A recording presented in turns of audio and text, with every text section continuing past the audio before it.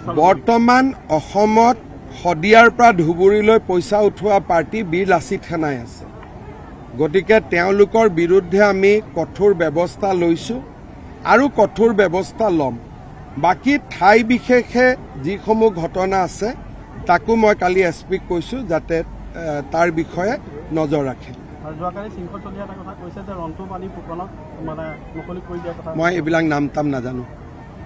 মই এটাই জানো যে এই সংগঠনটোৱে শদিয়াৰ পৰা ধুবুৰীলৈ চান্দা উঠাই এটা ব্যাপক মানে খেলি মেলি কৰিছে।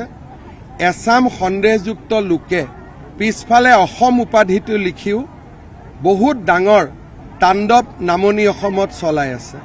যেনেকে এটা নাম কিবা ৰিজু অসম নে ঋতু অসম, তেওঁৰ নাম কিন্তু ৰিজু আহমেদ নে ঋতু আহমেদ।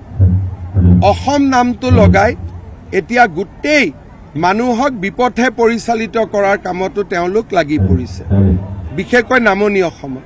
গতিকে এই সংগঠনটোৰ বিৰুদ্ধে চৰকাৰ কঠোৰ হৈছে আৰু কঠোৰ হ'ব।